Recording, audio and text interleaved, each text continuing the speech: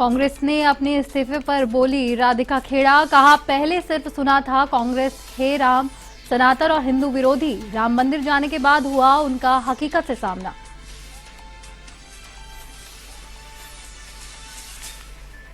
राधिका खेड़ा के इस्तीफे पर बोले छत्तीसगढ़ कांग्रेस अध्यक्ष दीपक बेज, कहा एआईसीसी को भेजी थी रिपोर्ट, करना चाहिए इंतजार। रामलला मंदिर जाने पर भी बोले जैन, नहीं जोड़े धर्म से हर कोई जा सकता है मंदिर। 7 मई को होने वाले तीसरे चरण की तैयारियां पूरी, अपने अपने बूथों तक पहुंचने लगे मतदान कर्मी, कड़ी सुरक्षा बंदोबस्त में जुटा निर्वाचन विभाग।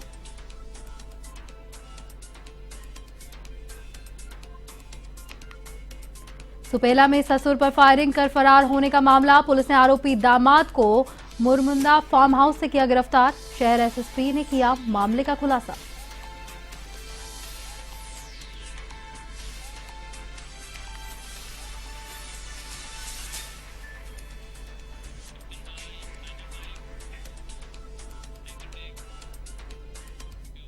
नमस्कार, आप देख रहे हैं एवन छत्तीसगढ़ और मैं हूं आपके साथ स्फूर्ति सिंह।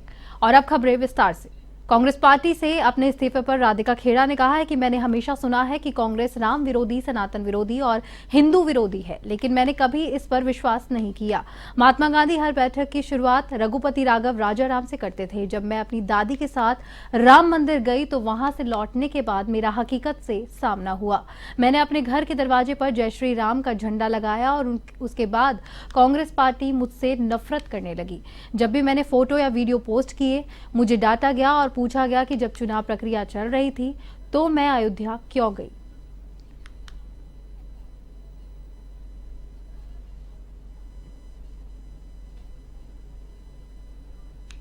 मैं हमेशा से सुनती आ रही थी कि भारतीय राष्ट्रीय कांग्रेस राम विरोधी है, भारतीय राष्ट्रीय कांग्रेस हिंदू विरोधी है, सनातन विरोधी है, लेकिन मैं कभी इस बात पे विश्वास नहीं करती। लगातार 22 साल मैं इस पार्टी में रही और हमेशा से पार्टी के बाहर भी अंदर भी हमेशा से ये सुनने को मिलता था, पर मैं कभी विश्वास नहीं करती। और हम कांग्रेस के सबसे बड़े नेता, आज तक के सबसे बड़े नेता महात्मा गांधी जी की तो हर सभा की शुरुआत ही रघुपति राघव राजाराम से होती थी, तो हम कभी सोच ही नहीं सकते थे और मैं मानती ही नहीं थी जब भी कोई चीज सामने आती थी।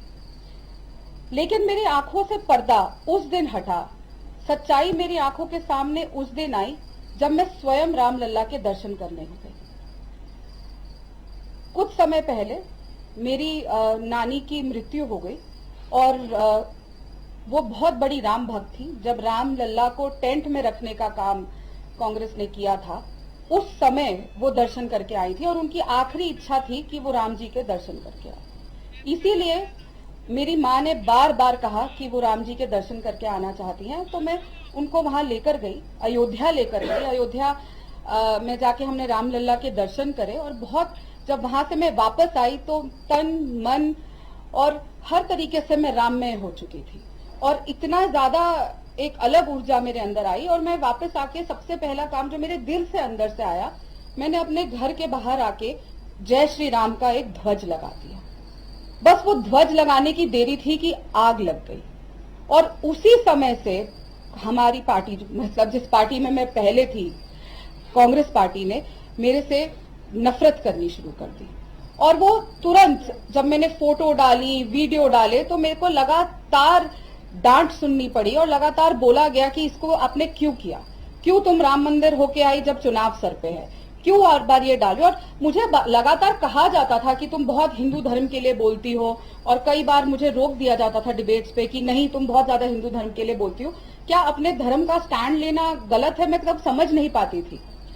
लेकिन जब मुझे डिबेट्स पे जाने से रोका गया, कम कर दी गई और टास्क जो दिए जाते थे वो कम कर दिए गए, लगातार हर मोड़ पे अपमानित करना शुरू कर दिया गया, तब मुझे समझ आने लगा कि क्या शायद कुछ गड़बड़ है। लेकिन मैं तब भी नहीं समझ पाई थी कि एक षड्यंत्र मेरे खिलाफ रचा जा रहा था, मेरे कैरेक्टर को लेकर और भी चीजों की एक षड्यंत्र रच के मुझे ऐसे अपमानित किया जाएगा।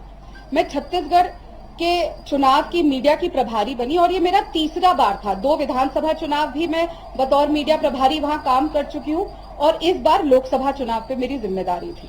तो ये दर्शन के बाद कुछ समय बाद जब मैं छत्तीसगढ़ गई तो लगातार मुझे अपमानित किया जा रहा था। राधिका खेड़ा के इस्तीफे पर पीसीसी चीफ दीपक बेज ने कहा है कि मैंने सभी लोगों से चर्चा की है, रिपोर्ट बनाकर एआईसीसी को भेजी है। पार्टी अभी जांच कर रही है। राधिका खेड़ा को पार्टी के निर्णय के आने तक का इंतजार करना था। वर्तमान संचार विभाग के पदाधिकारी पर कार्रवाई पर पीसीसी चीफ ने कहा है कि मैंने अपनी पूरी रिपोर्ट एआईसीसी को भेज दी है। अब एआईसीसी को निर्णय लेना है कि राधिका खेड़ा के श्री राम मंदिर जाने के सवाल पर उन्होंने कहा कि रामलला के मंदिर कोई भी जा सकता है, देश का हर नागरिक जा सकता है, इसको किसी जाति या धर्म से जोड़कर नहीं देखना चाहिए।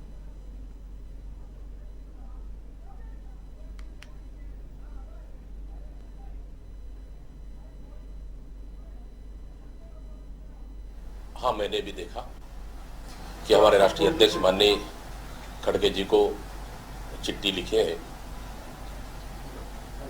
और ये तो उनका व्यक्तिगत निर्णय है। रही बात राम मंदिर, तो कोई भी जा सकता है, देश का हर नागरिक जा सकता है। ये घर परिवार की बात था, तो इसको किसी जाति या धर्म से या किसी मंदिर से जोड़ के नहीं देखना चाहिए। कुछ दिन पहले इस पूरे विवाद को लेकर आपने बैठक की थी, पत्र भी भेजा था, पत्र भेजे 24 घंटे ही बीते हैं, उन्होंने इस्तीफा दे दिया। कुछ ऐसा निष्कर्ष था क्या जो उनके पक्ष में नहीं था, इसकी वजह से? नहीं, देखिए, मैंने सभी लोगों से 1-to-1 चर्चा की और पर्याप्त समय तक सभी चीजें जानने की कोशिश की, चर्चाएं की, और उसके बाद उसके आधार पर एआईसीसी ने जो रिपोर्ट मांगे थे वो रिपोर्ट मैंने बना के भेज दी। बाकी निर्णय तो पार्टी को करना था, बाकी निर्णय पार्टी को करना है, पार्टी जो निर्णय कर ले।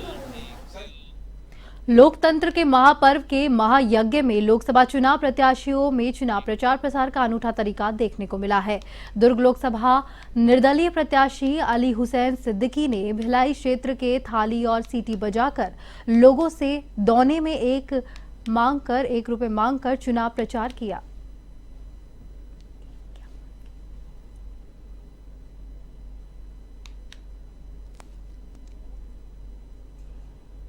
ये मैं बेरोजगारी का मुद्दा को लेकर के मैं इन नेताओं के पास में आया हूं, बेरोजगारी का टोपी पहन करके, और मैं बता देना चाहता हूं इन नेताओं को कि अब जनता पकोड़े नहीं तलेगी। अब नेता जो है वो बेरोजगार होंगे, उनकी सांसदी जाने वाली है और वो लोग बेरोजगार हो जाएंगे, तब फिर उनको पकौड़ा तलने का अवसर जनता देने वाली है बहुत जल्द। इसलिए मैंने बेरोजगारी की टोपी पहन करके विसिल मैन के रूप में मैं लोगों को जगा रहा हूं, लोगों को समझा रहा हूं, और उसके बाद से मेरा चुनाव चिन्ह भी विसिल लिया हूं इस कारण से, और लोगों को मैं ताकि समझा सकूं। ये जो लोग होते हैं, नेता लोग, बड़े बड़े पार्टी के लोग जो होते हैं, ये लोग बड़े बड़े इंडस्ट्री वालों से पैसा लेते हैं, ये लोग प्लांट वालों से पैसा लेते हैं, बड़े बड़े ठेकेदारों से पैसा लेते हैं। आप चुनावी रथ का नाम सुनकर ये सोच रहे हैं कि हम किसी बड़े नेता के चुनावी रथ की बात कर रहे हैं, लेकिन हम एक सामान्य बुजुर्ग आदमी की बात कर रहे हैं जो स्वयं के खर्च के देश के प्रधानमंत्री के रूप में तीसरी बार नरेंद्र मोदी को देखने के लिए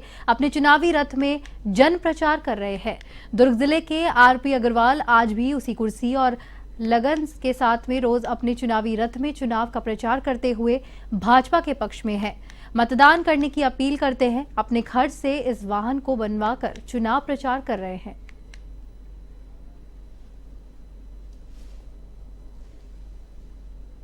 समर्थन में मैं प्रचार कर रहा हूँ। मेरी सबसे प्रचार करने की उपलब्धि जो मोदी जी ने बोला है कि 70 साल के ऊपर जो भी व्यक्ति रहेंगे उनका निःशुल्क इलाज किया जाएगा। मैंने बहुत सी पॉलिसी कंपनी से बात की, बोले भैया जी आपका तो पॉलिसी मेडिकल पॉलिसी आपकी हो ही नहीं सकती। मेरी रुचि थी कि मैं अपनी गाड़ी को जो है ना एक बीजेपी के मतलब विजय रथ की टाइप की गाड़ी बनाऊं। बाकी पीछे बैठने पे यह है कि अभी मैं जो इतना ही लोड लेकर के जो चल रहा हूँ ना, वही मेरे लिए अभी। कलेक्टर केएल चौहान ने संयुक्त जिला कार्यालय के सभा कक्ष में मतदान सामग्री वितरण और वापसी की तैयारियों की समीक्षा कर कार्य को अंतिम रूप दिया, जहां पर उन्होंने मंडी परिसर में पार्किंग से लेकर मूलभूत सुविधाओं को 100% पूर्ण करने के लिए निर्देश दिए।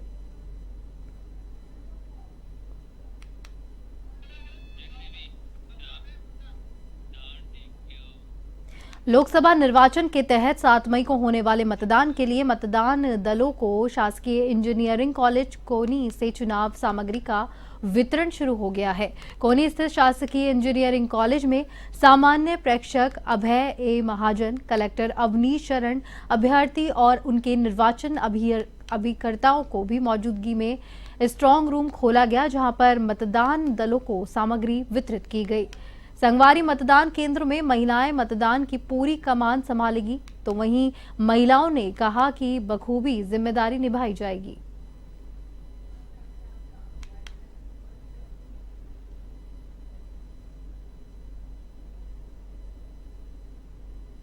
हाँ, मैंने भी देखा कि हमारे राष्ट्रीय अध्यक्ष माननीय खड़गे जी को चिट्ठी लिखे हैं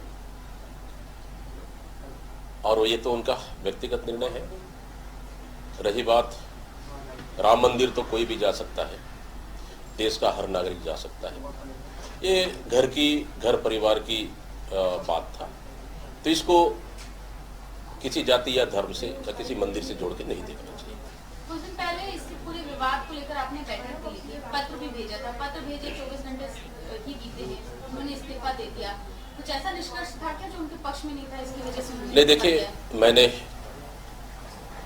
सभी लोगों से 1-to-1 चर्चा की और पर्याप्त समय तक सभी चीजें जानने की कोशिश की, चर्चाएं की, और उसके बाद उसके आधार पर एआईसीसी ने जो रिपोर्ट मांगे थे वो रिपोर्ट मैंने बना के भेज दी।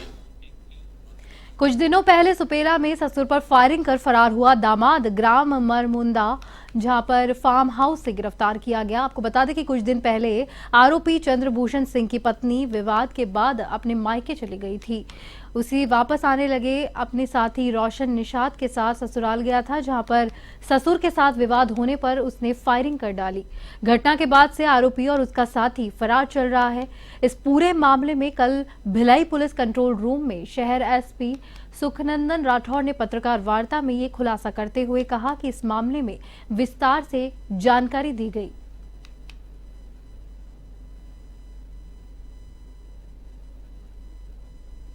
जो आरोपी है उसकी पत्नी अपने मायके आई हुई थी और जाना है नहीं जाना है की बात को लेकर के इनका आपस में विवाद हो रहा था। इस विवाद में इसके ससुर शामिल हो गए और बिल्कुल इसलिए उसको मना किया नहीं जाना है। वाद विवाद बढ़ता गया।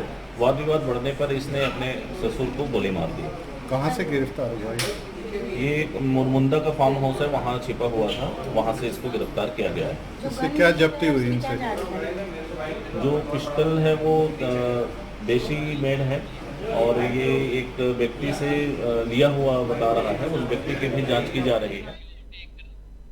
छत्तीसगढ़ कांग्रेस प्रदेश अध्यक्ष दीपक बेज ने राधिका खेड़ा पर जमकर निशाना साधा, जहां पर उन्होंने कहा कि बीजेपी की यह सोची समझी साजिश है, जहां पर राधिका खेड़ा बीजेपी की भाषा बोल रही है। भारतीय जनता पार्टी की भाषा बोल रही है, भारतीय जनता पार्टी की शब्दों का प्रयोग कर रहे हैं। घर का विवाद को किसी मंदिर से जोड़ना, घर का विवाद को कहीं धर्म से जोड़ना, मैं तो समझता हूं बिल्कुल उचित नहीं है। घर का मामला है, घर में सुलझाया जा सकता था, लेकिन अगर किसी का मानसिकता कहीं जाने का बन गया हो तो फिर जानबूझ के इस तरह का हरकतें करना और हरकतों को दूसरे रूप देना, मैं समझता हूं इसके लिए लोकतंत्र में कोई स्थान नहीं। लोकसभा चुनाव के तीसरे चरण के मतदान से एक दिन पहले चुनाव प्रचार थमने के पश्चात मंदिर, मस्जिद, गुरुद्वारों और चर्चों में अपने लिए प्रार्थना, याचना, मुरादे और माथा टेकने का सिलसिला सभी प्रत्याशियों की ओर से किया गया। उसी क्रम में आज दुर्ग के भाजपा प्रत्याशी विजय बघेल दुर्ग के दोनों मस्जिद में पहुंचे और जीत की दुआएं मांगी। उनके साथ बड़ी संख्या में मुस्लिम समुदाय के लोग भी मौजूद रहे।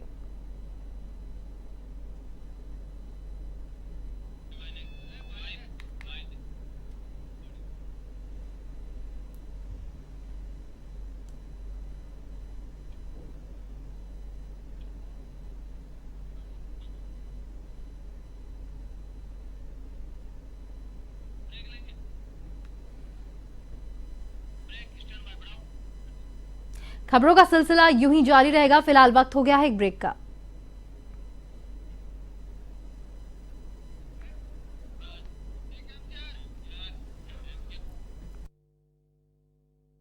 ग्राम पंचायत पड़ेगा के PH85 के किसान जयलाल सरकार के खेत के पास लगे ट्रांसफार्मर में शॉर्ट सर्किट से आग लग गई।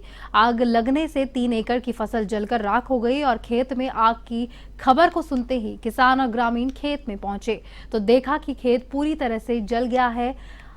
आग ने पास में खड़ी पकी हुई फसल को भी अपनी चपेट में ले लिया। ग्रामीणों की मदद से आग पर काबू पाया गया।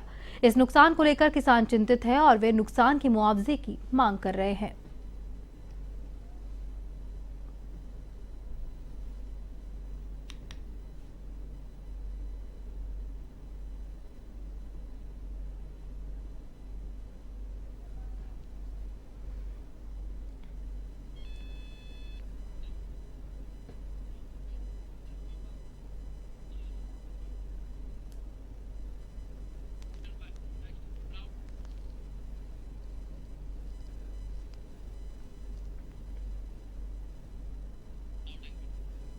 लोकसभा चुनाव में लगातार आरोप और प्रत्यारोप का सिलसिला जारी है। दोनों ही दल लगातार एक दूसरे के ऊपर किसी न किसी मुद्दे को लेकर लगातार आरोप लगा रहे हैं। कुछ इसी तरह का बयान कांग्रेस के वरिष्ठ नेताओं ने भी सामने आया है, जहां पर कहा गया है कि मोदी ने स्वयं मंगलसूत्र की लाज ना रखी और क्या मंगलसूत्र बिक जाने की बात कर रहे हैं।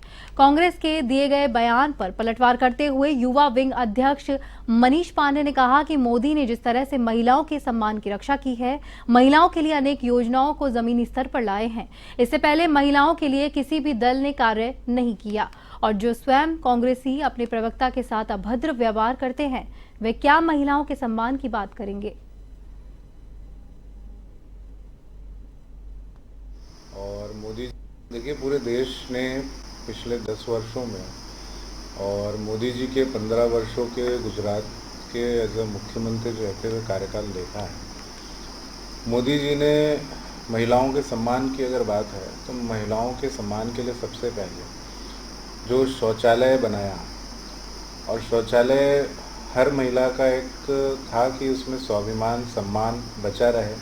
गाँव की खासकर महिलाओं को, आज आप उत्तर प्रदेश चले जाइए, बिहार चले जाइए और ऐसे अन्य प्रदेशों में चले जाइए जहाँ पर महिलाओं को खुले में शौच करना पड़ता था। उस शौच की सोच भी सम्मान के लिए, महिलाओं के लिए मोदी जी ने सोचा।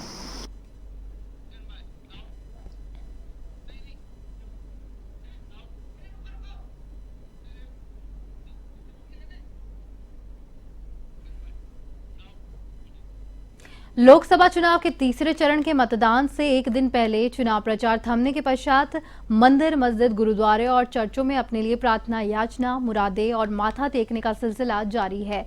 सभी प्रत्याशियों की ओर से ये किया जा रहा है। इसी क्रम में आज दुर्ग के भाजपा प्रत्याशी विजय बघेल दुर्ग के दोनों मस्जिद में पहुंचे और जीत की दुआएं मांगी। उनके साथ बड़ी संख्या में मुस्लिम समुदाय के लोग भी मौजूद रहे।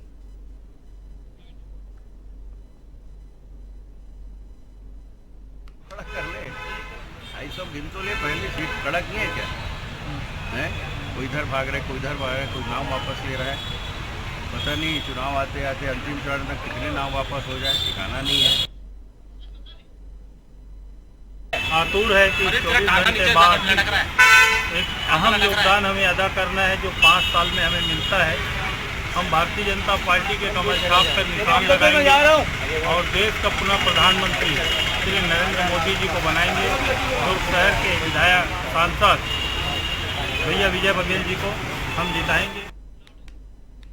लोकसभा चुनाव के तीसरे चरण का मतदान 7 मई को होना है, जहां पर ऐसे में सरगुजा जिले के 786 मतदान केंद्रों के लिए मतदान सामग्री का वितरण पॉलिटेक्निकल कॉलेज परिसर में किया गया। वहीं मतदान कर्मियों ने चुनाव सामग्री लेकर अपने मतदान केंद्र के लिए रवाना हो गए।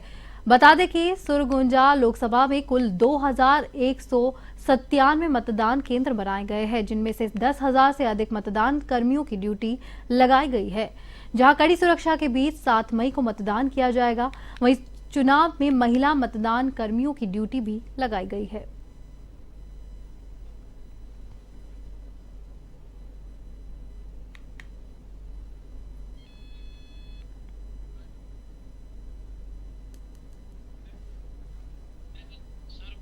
मेरा घर लुंड्रा डुमरडी में है सर। सीतापुर विधानसभा में जा रहे हैं चुनाव कराने के लिए। जी वोटिंग मशीन पूरा मिला है सर, ईवीएम, वीवीपैट और सीओ मिला है। तो यहाँ आने में क्योंकि सीतापुर विधानसभा कोड़ी में लगा हुआ है। हम लोग सुबह यहाँ 5:30 बजे पहुँचे हैं और यहाँ से अपना सामान जो ईवीएम मशीन होता है, वीवीपैट होता है, कंट्रोल यूनिट होता है, ये सभी सामान लेकर के हम लोग अभी चेक वगैरह करके बैठ चुके हैं और यहाँ से अभी हम लोग अपने गंतव्य स्थान पर जाएंगे। कल वोटिंग शुरू करना है 7 बजे से। महिला का अपहरण कर कार में सामूहिक दुष्कर्म के मामले में पुलिस ने 4 आरोपियों को गिरफ्तार कर लिया है। उनसे 3 मोबाइल और 1 कार को भी जब्त किया है। पुलिस ने बताया है कि घटना अंबिकापुर के गांधीनगर थाना इलाके के ग्राम अजीरामा में हुई है, जहां पर 15 जनवरी को महिला हॉस्टल से बहन के घर जाने के लिए निकली थी। तभी आरोपियों ने कार में महिला का अपहरण किया और महिला को अपहरण कर गोवा ले गया, जहां पर उन्होंने गैंगरेप की वारदात को अंजाम दिया। बताया जा रहा है कि गिरफ्तार 4 आरोपियों में 2 आरोपी शुभम और अंशु पीड़ित महिला के रिश्तेदार थे।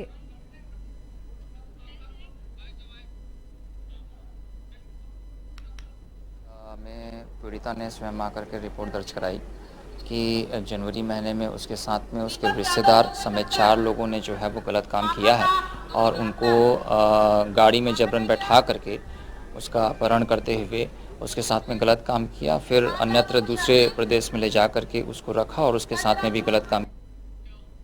अवैध रूप से मादक पदार्थ गांजा बिक्री करने वाले 2 आरोपियों को पुलिस ने गिरफ्तार किया है और पुलिस ने आरोपियों के पास से बड़ी मात्रा में गांजा और मोबाइल फोन बरामद किए हैं। दोनों आरोपी दीगर राज्य के रहने वाले बताए जा रहे हैं, जिनमें से एक आरोपी बिहार का तो दूसरा उड़ीसा का रहने वाला है। पुलिस को सूचना मिली कि कश्यप बाड़ा देवरी डी सतबहिना मंदिर में सुशांत कुमार माली के मकान में किराए में रह रहे 2 व्यक्ति अवैध मादक पदार्थों की तस्करी करते हैं। इस सूचना पर थाना तोरवा स्टाफ और एसीसीयू स्टाफ की टीम मौके पर पहुंची, घेराबंदी की गई और दोनों आरोपियों को मौके से गिरफ्तार किया गया।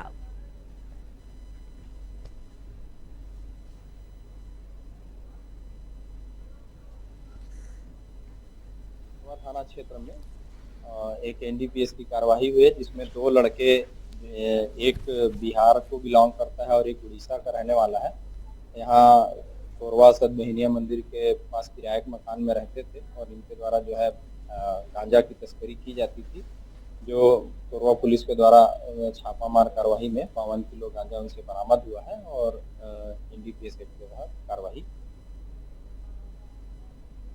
और इसी के साथ इस बुलेटिन पे फिलहाल के लिए इतना ही। मुझे दीजिए इजाजत। नमस्कार।